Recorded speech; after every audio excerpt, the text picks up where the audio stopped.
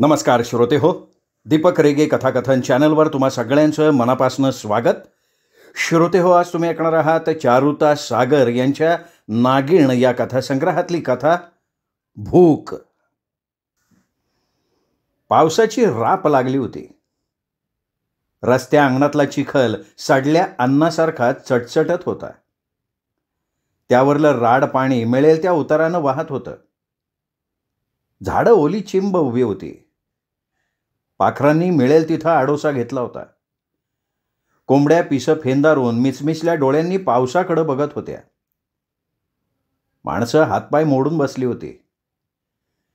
वारा झाडला असता तर उघडी पडली असती, पण झाडाचं पान हलत नव्हतं. ढग आभाळात लोंबकळत होते आणि भोईला गळत होतं. बाबाजीनं धोत्राची खोळ अंगाभोवती मुस्कटून घेतली होती. झोपडीचं पाखं जागजागी ठिपकत होतं. खालची भुई टेवलली होती. दारातल्या पाण्यात नीट उभे गळणारे पावसाचे थेंब टपटपत होते. खरं बाबाजीच्या नजरेत यातलं काहीही नव्हतं. जवळ धनव्वा बसली होती. तानप्या पोराच्या तोंडात तिने थान दिलेलं होतं. दूध तर येतच नव्हतं, पण त्याच्या तोंडाच्या ओलाव्यानं थान ओलं झालं होतं. सय होईल तसं चोखत होतं आणि दुसऱ्या थानाला आपल्या चिमुकल्या हातानं किवचत होतं. बोंड सारखी चोखून चुरचुरत होती. त्याची लाळ त्याच्या तोंडात का जाईना, पण आपल्या नशिबाच्या रड्यासंग त्याचं रडं नसावं म्हणून ते पिसं थान त्याच्या तोंडात दिलं होतं. गंगीनं पालथ्या मांडीचं तिथंच फतकल घातलेलं होतं. तिची कटकट एक एक चालू होती. आयो, भाकरी दे की ग, मला भूक लागली या. पोटात काय हाय का आमच्या? बघ किती भाकाळी गेलंय. गंगीनं आपला मळानं किटलेला पाठीपोटी फाटलेला खडंग झंपर वर सारला आणि पोटाचा खळगा उघडा केला. गंगीची आतडी गंगेला खात होती. उघड्यावर पडलेल्या जंतासारखी वळवळत होती. भुकेनं कळम आला होता. अधूनमधून जोगणीच्या जटेसारखे वाळलेले केस हातानं खरा खरा उकरत होती. नखात एखादी ऊ अडकली तर डाव्या अंगठ्याच्या नखावर ठेवून उजव्या अंगठ्याच्या नखानं मारत होती. केऱ्या आईच्या पाठीशी उगच कुरकुरत लोंबकळत होता.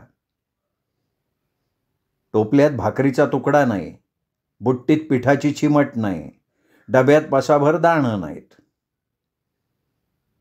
गंगेनं आणि म्या वेचून आणलेल्या काटक्याही तशाच चुलीपुढं पडल्यात. मग आपलं रडं आपण रडायचं ते कशासाठी? पण भूक सपाटून लागली होती. दात सळसळत होतं. कचा कचा चावून खावासं वाटत होतं. केऱ्या मगाशी नामाच्या घरला गेला होता. नामाची आई भाकरी करत होती. चुलीतल्या निखरांवर भाजत असलेल्या भाकरीचा खमंग वास झोपडीत दरवळत होता. केऱ्याच्या पोटात कालवून आलं. पुनवेच्या चंद्रासारख्या भाकरीकडं आशाळभूतपणे पाहत तो मागे सरकला. अरे केऱ्या, का आला होता? नाही काय नाही, नामाकडं आलो होतो, उगे आपलं आलतो. नामा कुठं आहे हेही म्हणायतो तिथं थांबला नाही. धूम माघारी सुटला.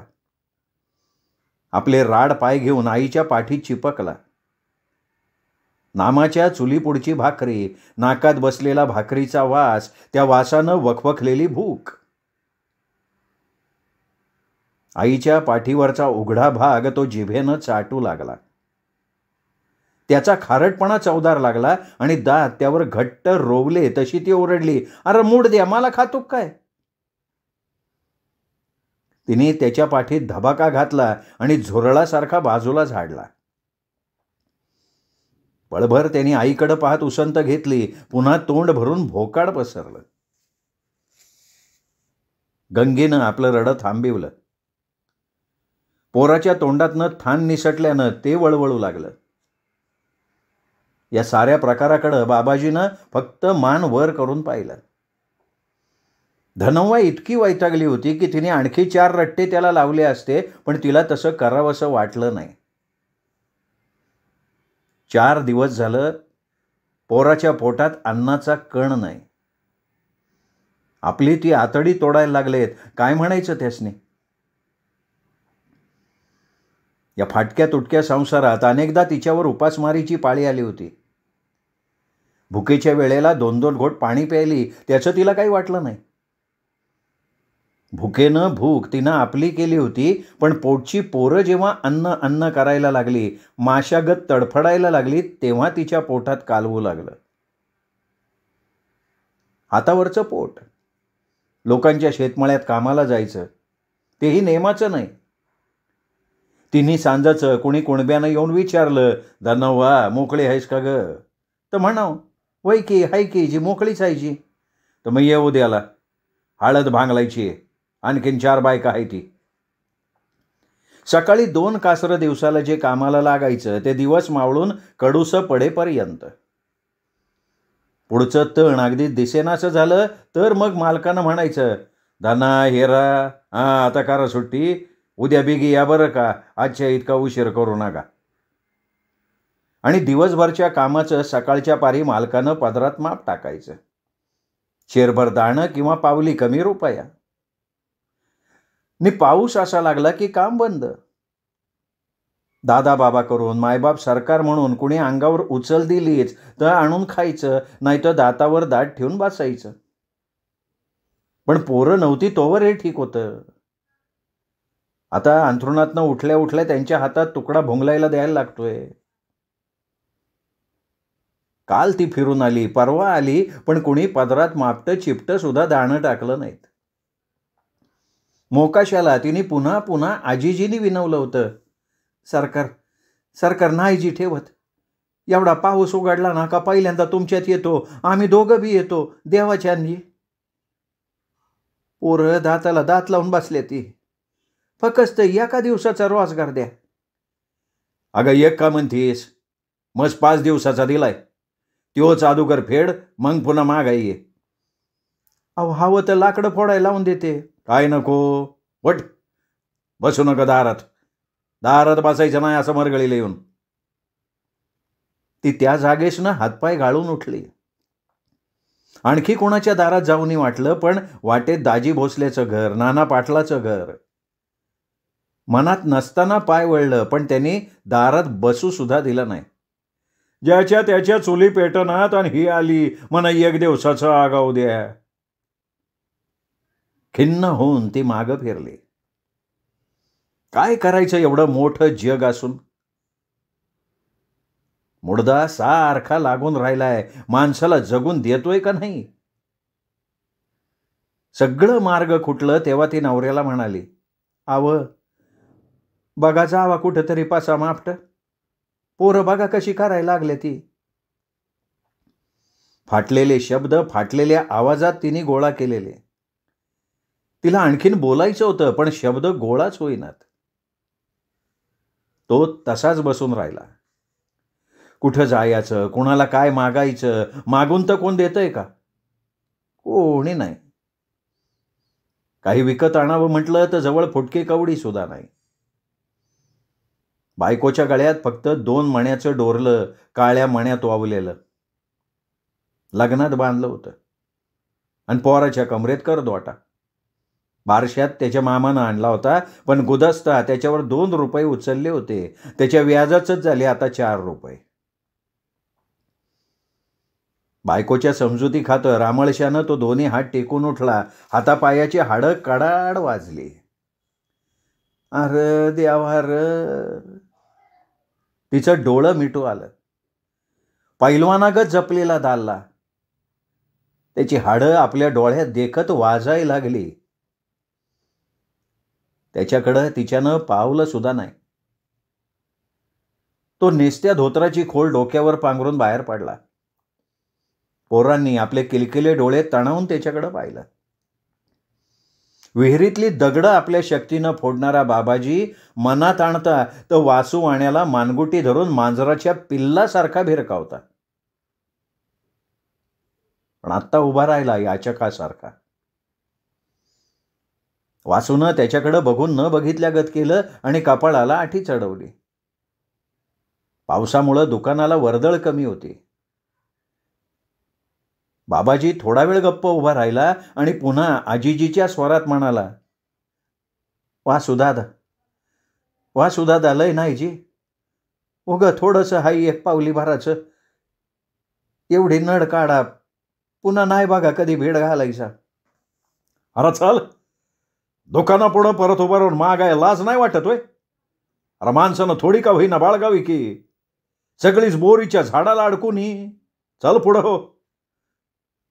नाही जी, असं म्हणू नका हो, पोरं उपाशी आहे ती, उग चहाच्या पाण्यावर का होईना आतडी खरकटी करावी म्हणतोय. तो इतक्या कमालीच्या असहाय्यतेनं म्हणाला की त्याच्या चेहऱ्याकडे बघणाऱ्याला दयेऐवजी तिरस्कार वाटावा. अरे पहिलंच नेऊन कितींदी झालं, आमच्या तर काय घरात पिकतोय असं फुकून टाकाय. देतो जी, देतो, काय तर जोडवा जुडव करून देतो. काय देतो मारदा, तो तिरस्कारानं उद्गारला. नुसतं द्यायचं मनात असून काय उपयोगाचं, 4 पैसे गाठी उरले तर पाहिजेत. नवरा बायको कामाला गेली तरी मिळतात 3-3.5 रुपये आणि दिवसाची कड गाठायला लागतात 4 रुपये. ते आणखी आधेली आणायची कुठनं? खळग्यावर खळग, त्याला कधी मुजवता आलं नाहीत. देतो म्हटलेला पैसा कधी वेळेवर देता आला नाही आणि म्हणून सगळीकडे झालेली नापत. पोरगी टायफॉइडनं आजारी पडली, डॉक्टरनं मागितलं 5 रुपये. तेव्हा बाबाजी म्हणाला होता, डॉक्टर, अहो माझी पोरगी सुद्धा 5 रुपयाच्या किमतीची नाही, जगली तर जगू द्या, जगात काय सगळेच औषध मिळतंय का?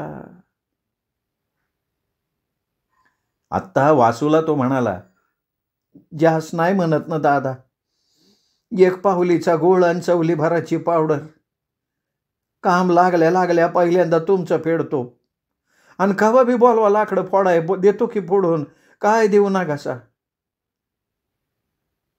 यावर वासू काही बोलला नाही, फक्त कागदात गूळ पावडर गुंडाळून पुढं टाकले.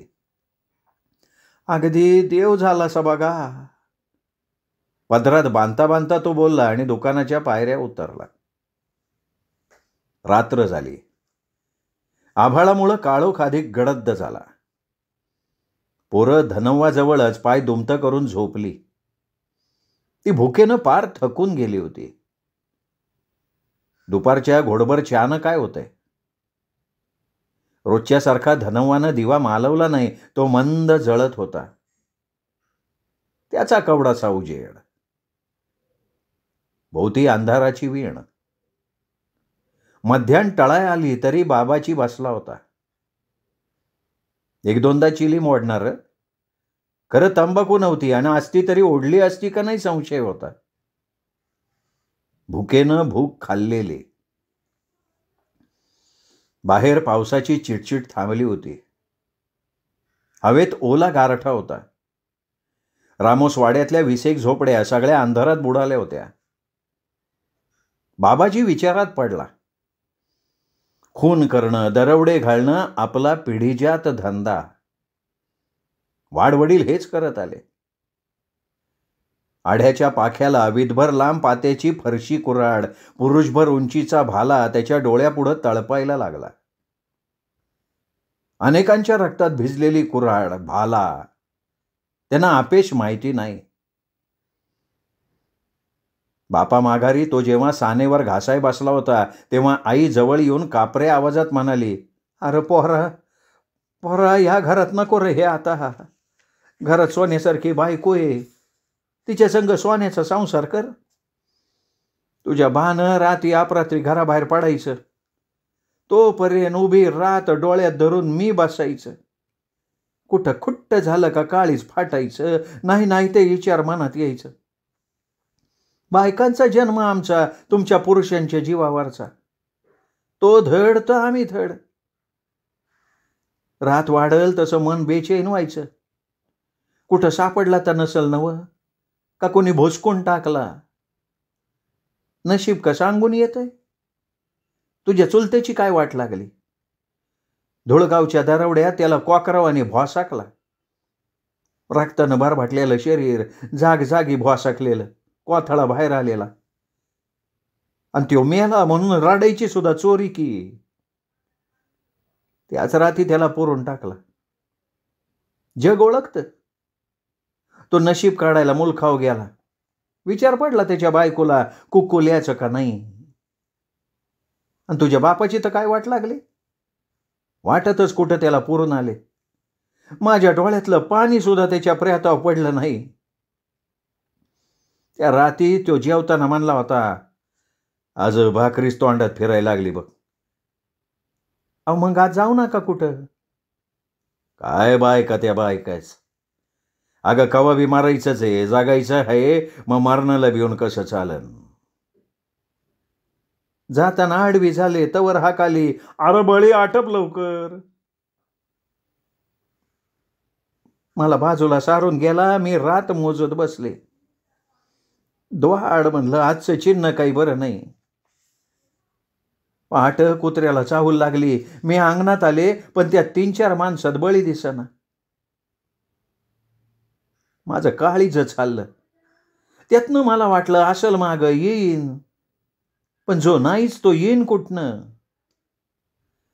त्याची कुऱ्हाड जावा वळचणीला खवली तेव्हा मी समजून चुकले आणि तसं माझं तोंड आवळून एकानं बजावलं. म्हणला, वहिनी रडायचं नाही. म्हणला, वहिनी तू रडशील आणि आमच्या हातात बेड्या अडकावशील. बळीला मारणाऱ्याचा आम्हाला बदला घ्यायचा आहे. बळीचं काय झालंय कुणाला कळता कामा नये म्हणला. डोळं भरून आलं, गळा दाटला. पुढचा शब्दच हुंकारणात. हातातली कुऱ्हाड काढून घेतली, छातीशी कावटाळली. ओरा मरते वेळ झाली. मी सांगते त्याच्या माघारी मी पोट बांधलं, लोकांची मोलमजुरी केली आणि तुला वाढवलंय. जुन्या आठवणी, विसरलेल्या आठवणी एक एक आठवत होत्या. रात्र वाढत होती. धनव्वाच्या डोळ्यावर झापड पडत होती. मोठ्या कष्टानं तो भुईसनं उठला. आठवणीत पुढं साकार झालेली आई बाजूला सारली आणि जय खंडराया म्हणून पाखाडाची कुऱ्हाड खसकन उपसली. त्या आवाजानं ती चटकन जागी झाली. झोप कुठली, नुसती झापड. तारवटलेल्या डोळ्यांची झाकमीट. अव काय करतायसा. तिनं म्हणस्तवर, आथरुणातनं ती उठस्तवर तो झोपडीतनं बाहेर पडला. त्याच्या डोळ्यापुढं माळा, मोकाशाचा, मक्याच्या कणसानं भरलेला. हळदीत मका तरारून आली होती. परवा तो मागाय गेला होता. 4 मिळाली कणस तर भाजून खातीन, पर मोकाशानं त्याला धोडकावला होता. अरे चालल्या का, आम्ही अजून त्यात अजून खुरपं तरी घातलंय का, तवर आलंय मागायला. पुढं माळ्याचा माळा, पण रिकाम्या हातानं परतावं लागलं. बांधाकडचं 4 भाजीचं घ्याड घ्यावं म्हणलं तरी सुद्धा बांधाच्या कडला कोणी फिरकू दिलं नाही. रिकामा आलेला बाप बघून भुईसनं उठलेली पोरं खाली बसली. काय आणलंयस का बा, असं म्हणायला उठलेले ओठ आपोआप मिटले पोरांनी. धनवानं तर नुसतं पाहिलं. पुन्हा झोपडी स्तब्ध. उंदराचा सुद्धा खडखडाट नव्हता. नाही म्हणायला पिसवा मात्र मोप वाढल्या होत्या. गावाला लागून नदी, तिच्या काठानं मळ्याला वाट होती. ओल्या रानात पायाचा माग उठू नये म्हणून नदीच्या धारेतनं तो वरती आला. पावलांचा आवाज होऊ नये आणि वस्तीवरच्या कुत्र्यांना चाहूल लागू नये म्हणून अंग चोरत चालला. नदीकाठच्या झाडीतला काळोख, डोळ्यांपुढं दिसणारा कासराभर प्रवाह आणि अंगाला जाणवणारा रात्रीचा गारवा. त्यात धडधडणारं काळीच. आयुष्यात ज्या वाटेला जायचं नाही त्या वाटेवर पाऊल थरारत होतं. मोकाशाचा मळा जवळ आल्यावर नदीतनं गव्हाण होतात आला. तिथनं पुढं मळ्याचा बांध. बांधावर येऊन त्यांनी वर बघितलं. ढग विरत चाललेले होते. चांदण्या अधूनमधून गॅसबत्तीसारख्या झगझगत होत्या. भोवती अंधार पडला होता. पुढं मक्याचा फड अंधुकसा दिसत होता. होरड्याला आलेली कणसं, त्याच्या वासानं थोडं बरं वाटलं. तो हळूच आत शिरला आणि मक्याचं घाट गच्च्यात धरून कणसं मोडू लागला.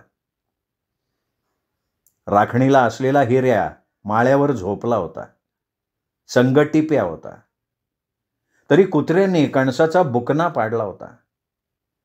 एक कुत्र कणीस पायात दाबून धरून कुरतडून खात होतं. बाबाजीची हालचाल होताना ते अंग चोरून बसलं. धुकधुकत्या काळजानं त्यांनी पाठीवरची खोळ भरत आणली. आता त्यावर पोरं 4 दिवस सहज काढतील. कणसं बघून एकमेकांना मिठ्या मारतील. 4 कणसं पोटाशी धरून बसतील. आई मला पहिलं भाजून दे म्हणतील. दम नाही का र, ती लटकच कावेल. या विचारांच्या तंद्रीत ताटांचा आवाज होऊ लागला तसं टिप्यानं कान टावकारलं. क्षणभर स्तब्ध झाला आणि एकदम भुकू लागला. हिऱ्या खडबडून उठला. टिप्यानं झेप घेतली. मागोमाग हिऱ्यानं उडी. गावठी कुत्रं तोंडातलं कणीस सोडून धुम सुटलं. बाबाजीचं हातपाय तिथल्या तिथं गार झालं. आता आपली धडगत नाही. पकडलं बिकडलं तर गावभर धिंदवडे निघतील. तोंड दाखवाय कोणाच्या दारात जाया जागा उरणार नाही. त्यानं पायात नेट आणलं. पाठीवर खोळ आवळून धरली आणि पायाला गती दिली. एवढा बांध ओलांडून ओतात उतरलं की संपलं. मक्यातनं धावणाऱ्या हिऱ्याला अंधुकशी भूतासारखी आकृती दिसली तसा तो घसा फोडून ओरडला. चोर चोर, नामा पळ, कणसाच्या फडात चोर आहे. नामा चोर चोर, टिप्या धर चोराला, पळतोय बघ ते चोर. बाबाजी जीव तोडून धावायला लागला. ओतातला अंधार थरथरायला लागला. गाळ्यात घुसल्यावानी हिऱ्याला वाटलं पुढचं दिसेना. टिप्याच्या मागोमाग पळायला लागला. ओरडायला लागला, टिप्या धर, टिप्या धर. शिवारभर पसरत चाललेल्या त्या हाकेनं रातकिड्यांची किरकिर थांबली. शिवार अंधारासारखं गप्प झालं. आसपासच्या वस्त्यांवरची कुत्री भुंकायला लागली. नामा खडबडून उठला. रानातली त्याची झोप कुत्र्यासारखी. निजलाय बी, जागा बी आहे. आवाजाला कान देऊन त्यांनी गाड्यांना हाका मारल्या. अरे जागा झालाय का? दोंडीबा, बाळक्या, चला जागे व्हा, उठा उठा. मोकाशाच्या फाडात चोर शिरलाय. तो हिऱ्या आरडायला लागलाय बघा, उठा, चला मी होतो पुढं. त्यांनी अंथरुणाखालची कुऱ्हाड घेतली आणि आवाज देत ओताच्या रोखानं धावायला लागला. आलो आलो, धर साल्याला, सोडायचा नाही. ओतातली वाट वेगात तुटली. पण पुढं नदीच्या वाळूत पाय रुतायला लागले. तरी बाबाजी पळायला लागला. अंगातली सारी शक्ती पायात एकवटून पळायला लागला. पाठीवरची कणसं हिंदळू लागली, खाली पडू लागली. हिऱ्या अगदी निकट भेडला आणि टिप्यात त्याच्या पिंढरीचा लचका तोडण्या इतका जवळ भेडला. पण तो जीव तोडून पळत होता. त्याचे पाय केवळ वाळूला स्पर्शून अंतराळी होत होते. टिप्या झेपावत होता. त्याला हरणमागं धावल्यावानी धावावं लागत होतं. छातीचा भाता वर खाली धाप्यागत होता. आता दिशा बदलली पाहिजे, नाहीतरी रामोसवाड्यात जाऊन काय उपयोग. सगळा रामोसवाडा जागा व्हायचा. त्यानं गावची दिशा सोडून दिली आणि अंजनीच्या दिशेला वळला. पण त्या वरच्या बाजूची रेती अगदी बारीक. वेग मंदावला. हिऱ्या सडागडी टिप्यात आडवाच झाला. बाबाजीनं घोंगड्याची खोळ तिथेच टाकली. तोवर हिऱ्यानं त्याला मिठी घातली. दोघांची झोंबाझोंबी सुरू झाली. भोवती रिंगण धरून टिप्या भुंकायला लागला. बाबाजी 4 दिवसांचा उपाशी, शक्तिहीन झालेला. हातातली कुऱ्हाड खाली पडली तरी हिऱ्याला माचेना. त्याला कंबर खोडा घालून खाली पाडला. पण हिऱ्या मुंगळ्यासारखा चिकटून होता. जातीचा मांग गडी, नाड्यासारखा आटीव.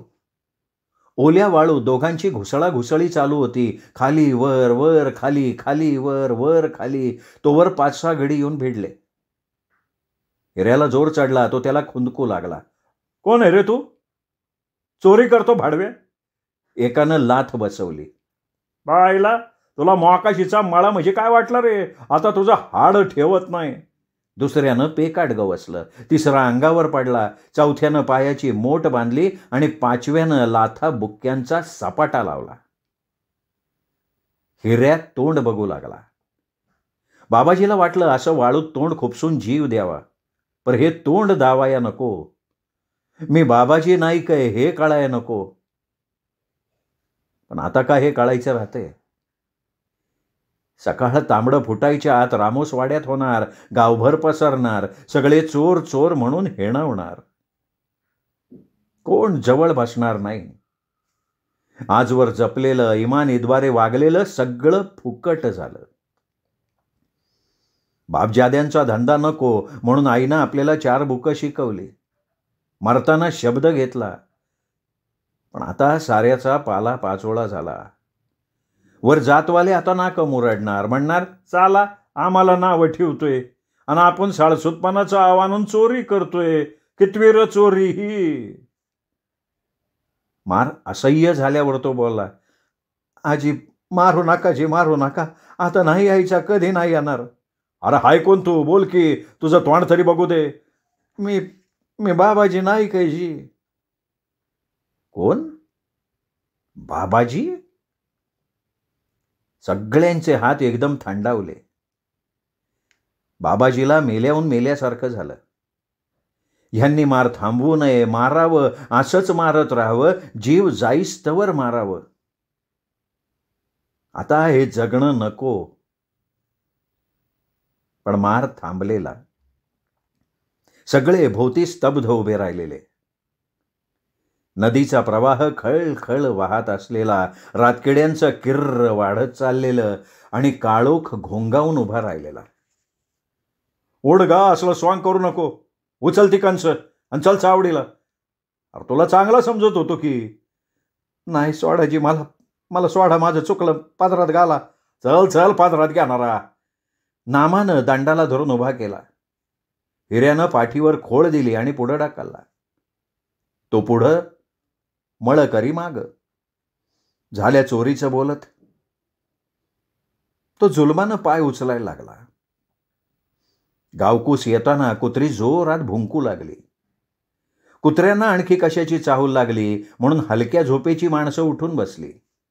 हळूच कानोसा घेऊ लागली. गावात चोरटी बिरटी शिरली काय? त्यांचं काळीज धुगधुगायला लागलं. चावडीतला कोतवाल उठून बसला. शेजारी मुस्कटून पडलेल्या कोळ्याला त्याने हाक दिली, अरे हे महादा, दांगा बघ के कशाचा उठलाय? काय कोणाचं घरबीर फोडलं काय? काय म्हणतू? महादा खडबडून जागा झाला. बाहेर येऊन पाहिलं तर कालवा चावडीकडंच येत असलेला. कोतवालाला हातानं खुणावलं आणि तो सावरून उभा राहिला. बातमी पहिल्यांदा पाणवठ्यावर फुटली आणि मग पूर्वेला तांबडं फुटलं. वडाच्या झाडावर कावळं ओरडायच्या आत रामोस वाड्यातली बायका माणसं बोलायला लागली, बाबाजीनं चोरी केली, त्याला धरून ठेवलाय चावडीत. धनव्वाचं काळीजच हबकलं. काय ऐकतीया हेच तिला कळना. तो गेल्यापासून ती जागी होती. कुत्री भुकाय लागली तसा तिचा संशय वाढला. ती आतबाहेर करू लागली आणि उजेडाया ही बातमी कानावर आली. आग झाली या जन्माची. ती तशी चावडीकडे धावली. आय आय करत मागं पोरं लागली. चावडीत माणसांची गर्दी वाढली होती. सगळे डोळे त्याच्यावर लुकलुकत होते. गोगलगाईगत तो अंग आकसून एका कोपऱ्यात बसला होता. चेहरा पार पडला होता. लगत कणसाची खोळ पडली होती. पोरांनी पाहिलं. त्यांच्या ध्यानात काहीच येईना. बाबा का असा एकटाच बसलाय? माणसं का जमलेत? आई का अशी उभी आहे? 4 थोबाड्या आणि वर 4 शिव्या हसडून पाटलानं रितसर पंचनामा केला. बांधर याच्या हाताला काढण्या, न्या पोलीस ठाण्यावर याला. आरामखोर चोरी करते, मी रिपोर्ट पाठवून देतोय. काढण्या धरून त्याला पुढं घालून नेताना सगळ्यांनी त्याच्याकडे नजरा रोखून पाहिलं. त्यानं कोणाकडं साधं बुबुळ सुद्धा वळवून पाहिलं नाही. धनव्वाकडेही नाही. ती मात्र असहाय्यपणे त्याच्याकडे पाहत होती. गंगीच्या डोळ्यात पाणी फुटलं होतं. ती आईचा पदर धरून मुसमुसत होती. केऱ्या अगतिकपणे बघत होता. त्याला वाटलं बाबाच्या आडवं जावं आणि कुठं का चाललास म्हणून विचारावं, पण बाबाला धरून नेणारे आपल्याला वाणी किड्यासारखं भिरकावतील याची त्याला भीती वाटली. दिवस डोक्यावर आला. शेजारच्या झोपडीतल्या आयाबाया आल्या, 4 धीराच्या गोष्टी सांगून गेल्या. पण धनव्वा आपली दुचित मुद्रेनं बसून राहिली. एक हात कपाळाला, एक हात मुलाच्या डोक्यावर. गंगी चुपचाप बसलेली, केऱ्या गंगी लगत गप्प बसलेला. एवढ्या माणसातनं धरून नेलं, माणसाची आबरू कितीशी असती. रखमा आपल्या घरातनं कोरड्याच भाकरी पदराखाली झाकून घेऊन आली. धनव्वाला म्हणाली, उठ ग, पोरं बघ किती भुक्याजली. पोरसनी जेव घाल, तूही घास बर का. कावा जेवलायसा कुणा ठाव. रखमानं पाण्याचा तांब्या भरून दिला. भाकरी कोरड्यास वाढून पुढं ठेवलं, पण त्या अन्नाकडं पोरांनी ढुंकून सुद्धा पाहिलं नाही. धनव्वानं तर नाहीच नाही. त्यांना कोणाला आता कसलीच भूक नव्हती. 4 दिशांनी पांगलेल्या माश्या मात्र अन्नाच्या वासानं धावून आल्या आणि त्याच्यावर घोंघवायला लागल्या. श्रोते हो, ही होती काळजाला हात घालणारी चारुता सागर यांची कथा भूक. कथा तुम्हाला कशी वाटली हे कमेंट करून जरूर कळवा. कथा तुम्हाला आवडली तर मित्रपरिवारात, नातेवाईकात शेअर करा. त्यांनाही चॅनल सबस्क्राईब करायची विनंती करा, कारण दीपक रेगे कथाकथन चॅनलवर तुम्हाला अशाच उत्तम लेखकांच्या, प्रतिथयश लेखकांच्या उत्तमोत्तम कथा ऐकायला मिळतात याची खात्री बाळगा. पुन्हा भेटूयात अशाच उत्तम कथेसह. तोपर्यंत नमस्कार मित्रो.